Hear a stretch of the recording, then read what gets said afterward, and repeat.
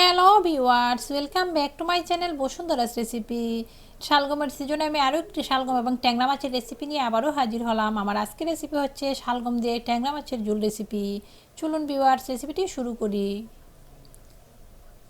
রেসিপির জন্য এখানে নিয়েছি 400 গ্রাম ট্যাংরা মাছ, নিয়েছি হাফ কেজি পরিমাণ শালগম, নিয়েছি 1 চা চামচ পরিমাণ হলুদের গুঁড়ো, 1 চা চামচ পরিমাণ মরিচের গুঁড়ো, হাফ চা চামচ পরিমাণ জিরার গুঁড়ো, 1 চা চামচ পরিমাণ ধনিয়ার গুঁড়ো, 1 চা চামচ পরিমাণ লবণ এবং কাঁচামরিচ।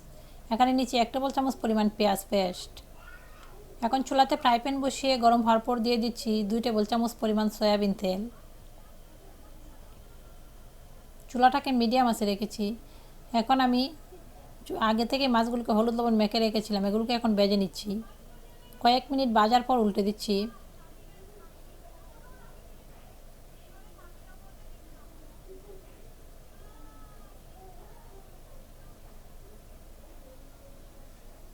মাছগুলো ভাজা হয়ে গেছে, এখন উঠিয়ে নিলাম। এখন এখানে দিয়ে দিলাম একটা বড় পেঁয়াজ কুচি। এক্সট্রা তেল আমি এখানে আর দিইনি। পেঁয়াজগুলোকে একটু ভেজে নিচ্ছি। এখন দিয়ে দিচ্ছি পেঁয়াজ পেস্ট। পেঁয়াজ পেস্টটাকেও 1 মিনিটের মতো ভেজে এখন বাকি মশলাগুলো দিয়ে অল্প পানি দিয়ে 4 থেকে 5 মিনিট ভালোভাবে ভেজে নেব। এখন দিয়ে দিচ্ছি শালগমগুলো, দেওয়ার পর নেড়ে দিচ্ছি, দিয়ে ঢাকনা দিয়ে দিচ্ছি 10 মিনিটের জন্য।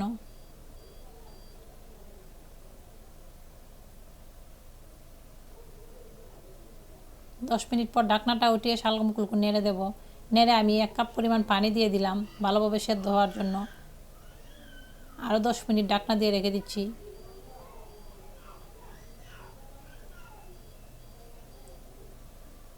এখন ঢাকনাটা উঠিয়ে ঝোল দিয়ে দিচ্ছি। আমি এখানে 2 কাপ পরিমাণ ঝোল এড করে দিলাম। একটু নেড়ে দিচ্ছি, ঢাকনা দিয়ে দিচ্ছি পানিটা গরম হওয়ার আগ পর্যন্ত। পানিটা গরম হওয়ার পর এখন মাছগুলো দিয়ে একটু নেড়ে দেব।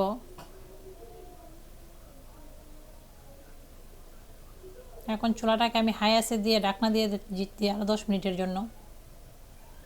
রেসিপিটা দেখার পর অবশ্যই লাইক কমেন্ট শেয়ার করতে ভুলবেন না। আমার রেসিপিটা যদি ভালো লাগে থাকে অবশ্যই আমার চ্যানেলটিকে সাবস্ক্রাইব করবেন।